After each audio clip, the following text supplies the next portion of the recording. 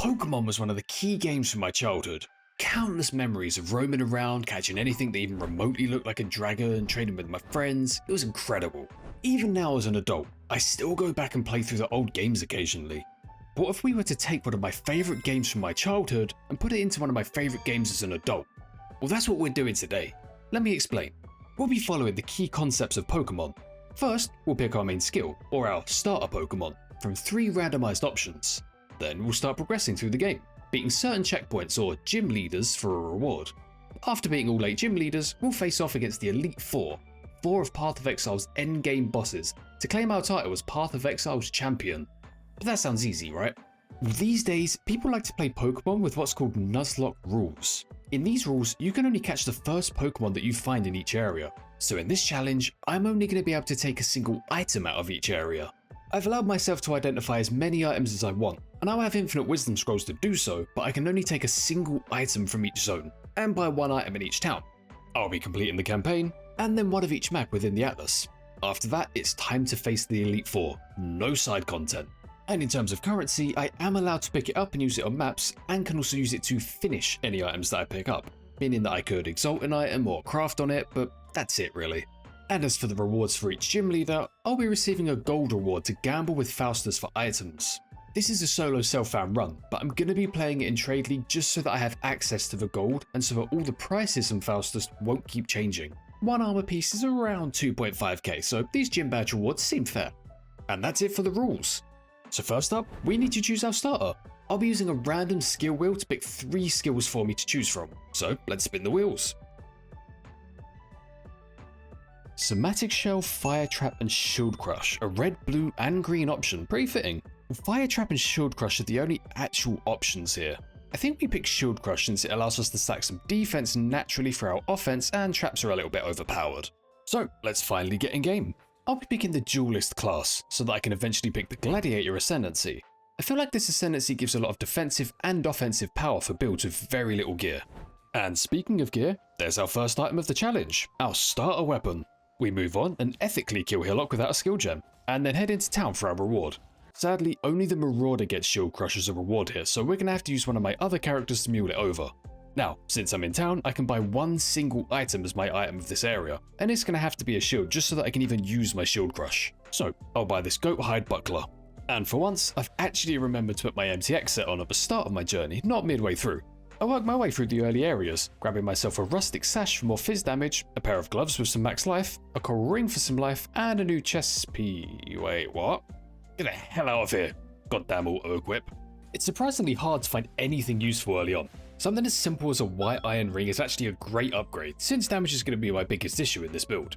Surprisingly though, after a minor shield upgrade, my damage is pretty damn good. You see, the damage of Shield Crush is based off of the amount of armor and evasion on your shield, so the best way to scale damage with this skill is to get more defenses. We'll be keeping an eye out for any shield upgrades constantly throughout this run. For now, we can just make some minor upgrades by supporting our Shield Crush with Chance to Bleed and Main, as well as using a Shield Charge gem for some mobility, and grabbing the Vitality and Clarity auras for some health and mana regen. And again, damage is surprisingly good. As long as we keep getting consistent shield upgrades, then it's looking fairly hopeful for beating the 8 gym leaders. I can't quite say the same for the Elite Four, but hey, we'll face that when we come to it. We arrive in Act 2, and use our 1 town item to buy a shield with over double the evasion of my current one. These are the exact kind of upgrades that we're looking for. I kill the Great White Beast for the Quicksilver Flask quest reward, and then wipe out Kraton and Oak, but choose to help Alira for the plus 15% to all of my elemental resistances. This should make my gearing a lot easier. While progressing, I also managed to find this Dodri's Damning Ring, which gives me plus 1 curse and 17% all res. The curse is normally the point of this thing, but 17% all res? For me? Yeah, this thing won't be coming off for a while. I then finally find a pair of boots with movement speed. This is the first pair that I found, and there's nothing worse than being stuck without move speed boots while leveling. I get a hand job, find a faster attack support for my shield charge, and kill off the Act 2 boss, leading me into Act 3. In Act 3 we waste no time, heading straight to Piety and making quick work of her. We carry on and it's weird. I expected to spend all my time IDing a ton of items, going super slow through each area, but I never considered how little loot drops in the campaign. Right now, I'm able to clear through everything fairly fast, so I'm actually just focusing more on working my way through the campaign quickly until things get difficult again, and IDing any rare drops along the way. One thing I do find is a falling body armor in a Mirage, a very nice upgrade. So I'll use a chromatic orb to re-roll the socket colours to 4 reds and put in my new 4-link Shield Crush gem setup. I then also find another big shield upgrade, once again almost doubling the defences of the last one. Also, this is like the 3rd time I've picked up a life flask to take with me and then found something else that I wanted instead. I'll upgrade my life flasks at some point, surely. Ooh, finally a life flask in a zone where I didn't get any other drops. You're coming home with me, little guy. We kill Piety again, and use our 1 item in the Imperial Gardens on a plum. This is my lucky plum now. I'm going to give it a rub whenever we need some RNG. We then move on and put down Dominus. And with that done, it's the perfect time for our first gym leader, Norman Azaro. Azaro, being the first gym leader, is a bit of a pushover. We work through all 3 of his phases without much issue and take him down, claiming our first gym badge, plus our first 10,000 gold reward. We also find a new shield, and take the Gladiator Ascendancy, picking up the Gratuitous Violence node, which will cause bleeding enemies to explode for 20% of their maximum life. This is pretty big for clear speed, but it's what lies after it that interests me. We're trying to work our way into a bleed-based build. We have to plan around having very little gear when we fight the Elite Four, and I feel like bleed is going to be the best way to squeeze as much damage as possible out of a skill like Shield Crush. And this is why the Gladiator Ascendancy was so perfect. It supports bleed while also giving me a ton of defense through block, but we're going to get into that later. But now, we can make use of the 10,000 gold reward for beating the first gym. Currently, our belt is our biggest weakness, being just a white rustic sash. We're also still just using the rusted sword that we picked up when we woke up in the start of Act 1, but we're less bothered about that, so let's try and upgrade our belt and maybe our helmet and gloves with any leftover cash. Okay, so we got a belt and maybe a pair of gloves for the 4-link. Honestly, I don't really need that 4-link for now. The belt is the only upgrade here, I think. That's a disappointing 10,000 gold. Should have rubbed my plum first. We push on and take down Calman Duresso, finding nothing of note other than a pair of gloves on the way. We're then able to take down Piety again, which leads us to face off against Malagaro. Are you serious? I kill her 3 times and she keeps on surviving. Malagaro just one-shots her? Stupid fucking game. Well, gotta kill something. That's Malagaro dead, and we get a new helm to show for it. With Act 4 done, I'm able to pick up a Stone Golem gem for the increased defenses and life regeneration rate. And while travelling through the slave pens, I find a Barracks Grip, which will give me some cold and lightning res, as well as some life and flat lightning damage to my attacks. That Barracks Grip lasts all of 15 seconds before it's replaced with a really nice ring that I get as a quest reward in town.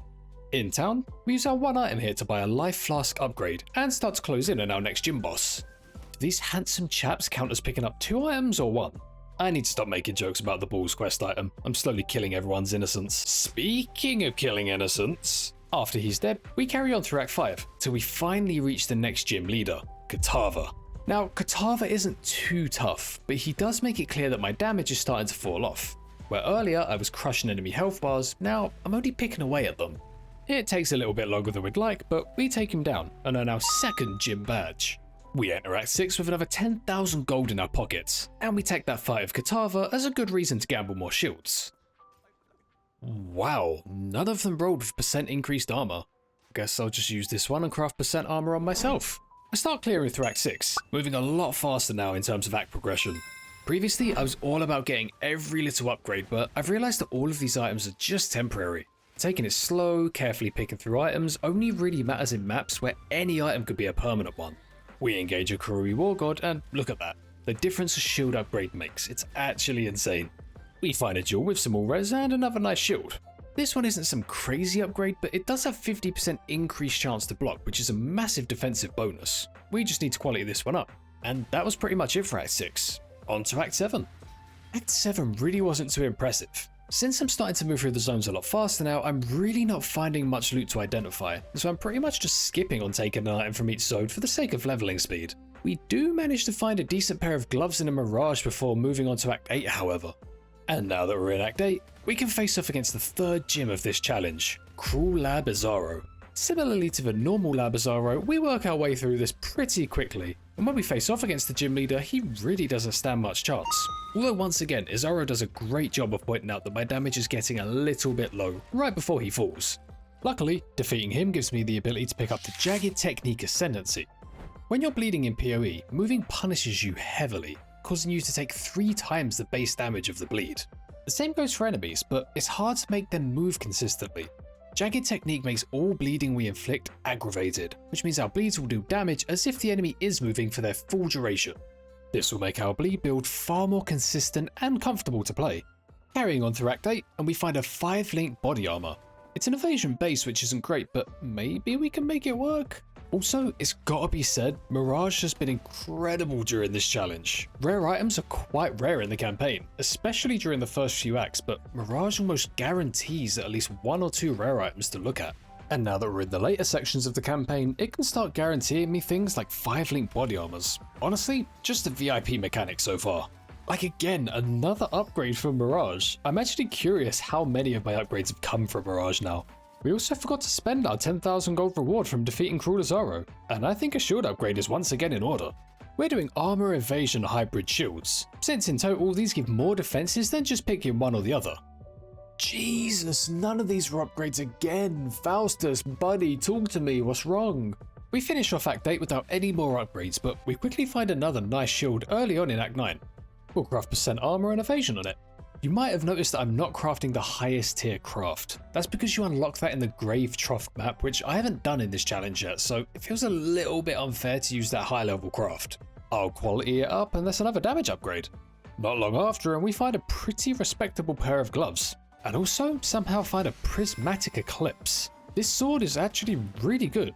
It gives us various buffs based on the colours of the sockets on the sword. Now, the global fizz damage isn't very helpful sadly, because it's global physical damage with weapons, and we aren't using a weapon to attack, so no bueno. The global attack speed, however, does work. So we can roll this to have 3 green sockets for 36% increased attack speed. Not a bad find at all. We're finally gonna have to say goodbye to our first ever item. Picked up all the way on the coast in Act 1. We may have lost a rusted sword, but haven't gained an angel. Oh my god, we are rapid with our shield charge now. We kill off the Depraved Trinity to unlock Act 10, and with Act 10 comes 2 more gym leaders. First up, we have Azaro round 3. Now, we've all seen this before. We clear some floors, dodge some traps, and once again, we take out Path of Exile's #1 Yapper to claim our 4th gym badge and 10,000 gold. And with the Merciless Lab done, we can pick up the Determined Survivor Ascendancy. All shields in Piri come with an inherent chance to block. This Ascendancy, however, will make that percent chance 50% on all shields, no matter what, meaning I don't have to worry about trying to get one with high block chance, and can just focus on stacking as much armor and or evasion for more shield crush damage. I'm also using the Versatile Combatant Keystone. Your max chance to block attack and spell damage is 75%. This reduces it to 65%, but gives you 2% spell block for every 1% attack block that you have over 65. Spell block is extremely hard to get as a duelist, and so this is absolutely worth it, considering that the bosses of the Elite Four are primarily going to be attacking me with spells. We get a decent body armor upgrade as a quest reward in Act 10, and a nice pair of move speed boots with reds. With our new upgrades, we're able to finally head over to the 5th gym leader, and the final boss of the campaign, Gitava. At the start of this challenge, I expected that I'd get here, but I never expected I'd be doing this much damage. Gitava falls, earning us our 5th gym badge and a 25,000 gold reward. And, in an insane stroke of luck, he also drops what I think might be one of the best weapons we could have possibly gotten in this run. Singularity. Your initial reaction might be that this is a caster weapon, but this has the effect of hindering nearby enemies, and increasing all of my damage with hits and ailments against hindered enemies by 100%. Now my weapon slot is basically just a dead slot where I can put some buffs. I plan to maybe find a weapon with some damage over time on it, and had looked at Singularity in PoB, but I never truly expected it to actually drop. It really is poetic that it's the final gym leader of the campaign that rewards us with this. So, we're in maps now, and this is the final lead up to the Elite Four. We have 100 maps to run, and therefore 100 chances to find an upgrade to prepare us for the final challenge. Now before we start mapping, I've got 10,000 gold to spend from defeating Merciless Azaro, and 25,000 gold from beating Gitava. Faustus naturally has a bias for higher tier mods when you gamble with him, and so I don't think it's worth changing up the strat of rolling shields. We're going to keep on it with the shields until we have one with around 2,000 total armor and or evasion.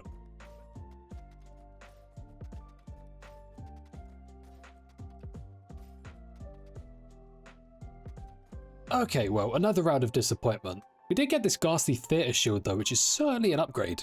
We can quality it up and suddenly it's just under 1400 combined armor and evasion, while also making me immune to bleeding and giving me physical aegis, which gives me a bubble which absorbs physical damage. Not too bad. So, here we are, with only 100 maps to put a build worthy of the endgame together. In my head, I've set a minor priority list. Early on, I want to try and get an Onyx or Turquoise amulet with some decent stats, just so I can fix up my dex and imp requirements and equip the Singularity that I found, since right now I'm missing about 15 intelligence. Once I hit yellow maps, I want to start focusing shields a lot more, since that's when I can roll the higher tier mods on them, and can therefore start hitting that 2000 armor evasion area that I'm aiming for.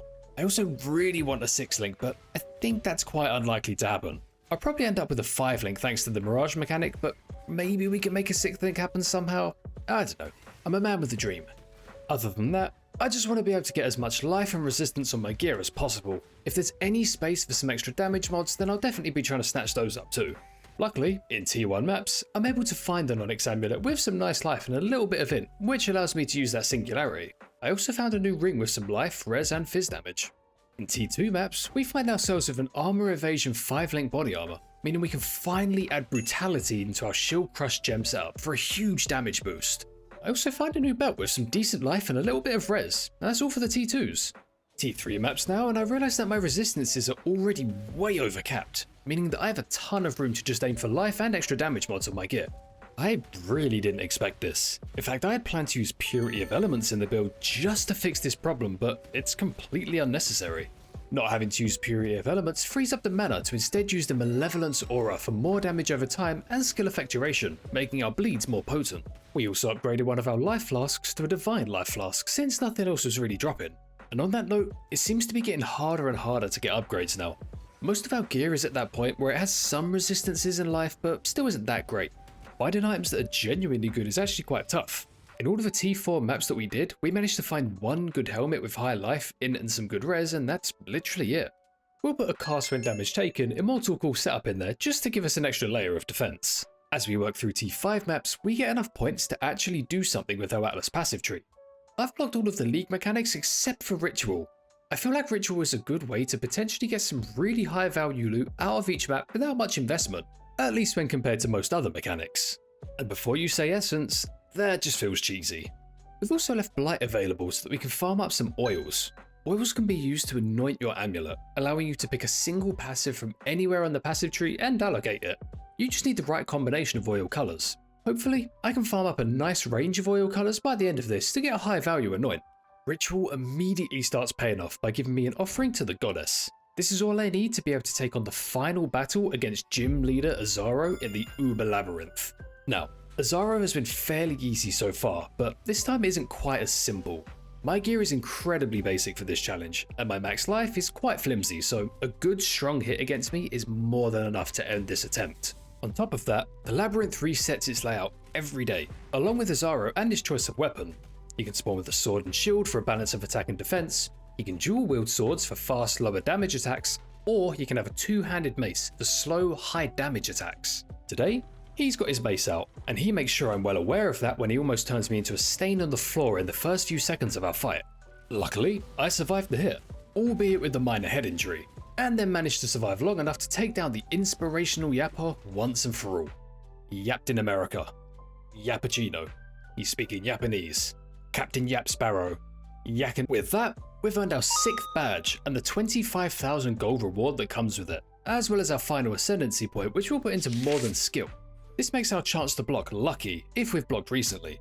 When something in Path of Exile is worded as lucky, that means it rolls twice and chooses the better outcome. This effectively turns our 68 and 65% chance to block into around 90 and 88%. Now that sounds good, but it's so much better than you might think. See, people misunderstand how big improvements like this are, so let's break it down. I just went from 65% chance to block up to 90%. Pretty nice, but people often don't analyze that enough and assume it's just a 25% increase to our block. Well, yeah, it is, but previously I had a 35% chance to be hit. Now I only have a 10% chance. So in reality, my block is actually 3.5 times stronger than it was before. This is why getting even the tiniest drop of block chance makes such a difference, because if I go from, let's say, 96% chance to block up to 98, it's not just a 2% increase, it's quite literally halving the amount of hits that I'm taking. So, with that explained, let's gamble our 25,000 gold reward on some more shields. I'm gambling pure armor shields now, just for the chance of maybe getting a Lionized Remorse. This is a pretty good armor shield, and people used to use it as a starter shield for spectral shield throw builds. Plus the difference between a pure armor base and a hybrid base isn't that big anyway. So much sadness from Faustus. I'd honestly hoped that it'd be my main way of getting a few decent items. I thought this one could maybe go somewhere, but T4 armor just really isn't enough. It's my own fault really for not rubbing my lucky plum. Back into the maps now, and T6 maps don't quite go my way, with me not getting a single upgrade, but in my first T7 map, I find a jewel with some res, as well as strength and int. I've had to spend quite a few passive points on getting intelligence on the tree, so if I can try and find some int on my gear, that would mean I could spend those passive points elsewhere. We also managed to find a pair of boots from a ritual with huge life, 20% move speed, fire res, cold res, and space for lightning res to be crafted. I'd say that's an absolute keeper. In tier 8 maps, we hear our first happy brain juice noise of the run, but we don't find much else. We do then kill off the final tier 8 boss, which means we're officially 50 maps deep into the Atlas and have earned ourselves our 7th gym badge and another 25,000 gold to gamble. Okay, we rub the plum on Faustus and we pray.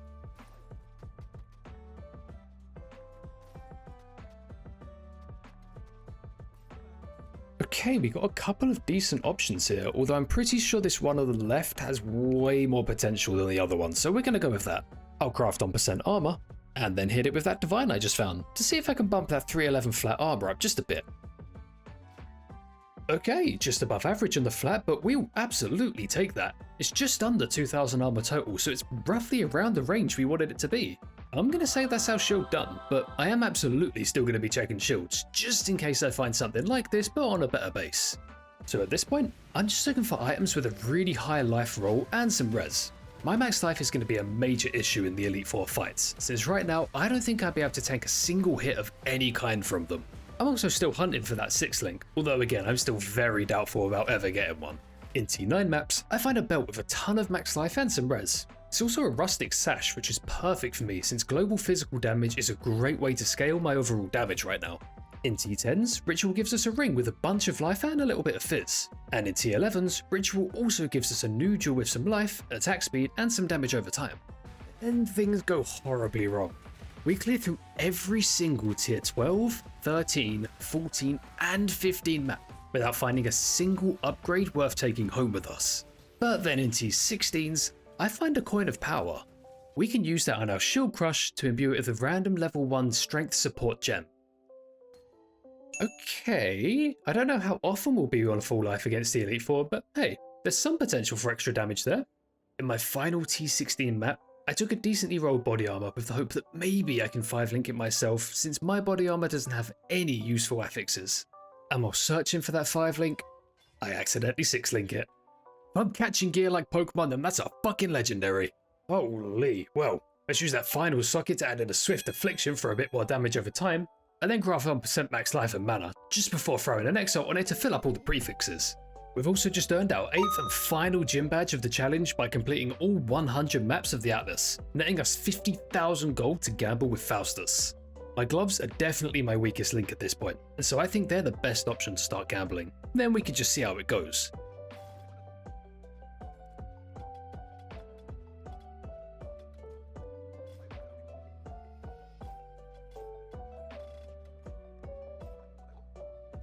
Okay, well, not incredible, but it's still an upgrade. Let's also use some of those oils that we farmed to anoint my amulet with acrimony for a 15% damage over time multiplier.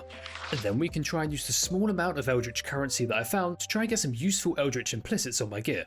And with that, it's finally time to face off against the Elite 4.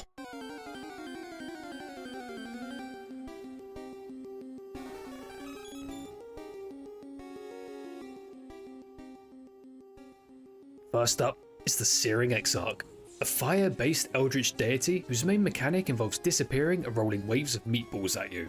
Luckily, we're quite good at dodging meatballs. It's going to take a hell of a lot more than that to stop us after the journey that we've been on. After one last wave of meatballs, the first member of the Elite 4 falls. Next up is the Eater of Worlds, the anime tentacle counterpart to the Searing Exarch.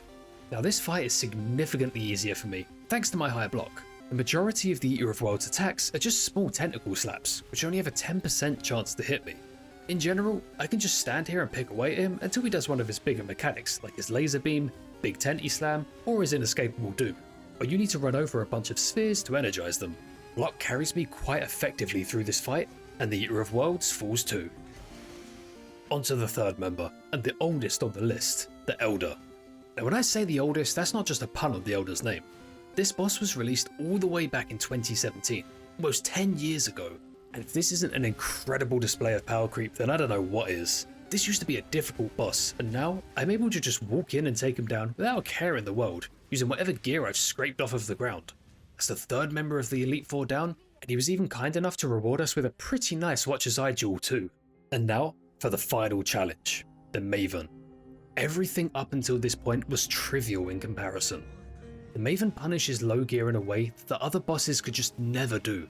You see, the longer the fight goes on, the more of her arena fills up with ground effects that will damage and slow you. Later on in the fight, when you need to dodge lasers, her abilities, and perform her memory games, those ground effects will pretty much just guarantee your death.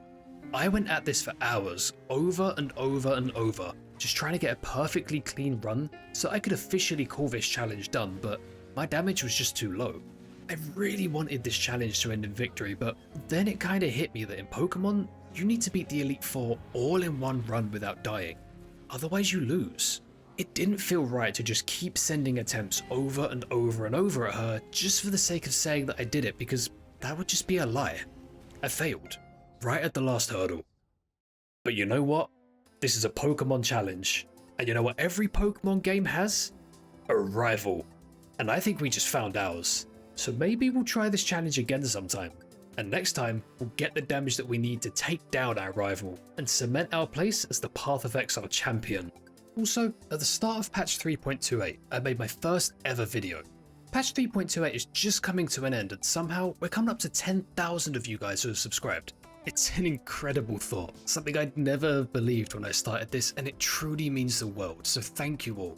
And also thank you for watching. I really hope you enjoyed this one. It was a bit of a weirder idea, and I have a lot more weird ideas like it, so if you like this kind of stuff, then let me know. Lastly, huge shout out to Josh Isn't Gaming, who created a series just like this on Old School RuneScape. He was the complete inspiration for this video and was the genius behind the concept. Take care, Exiles, and I'll see you in the next one.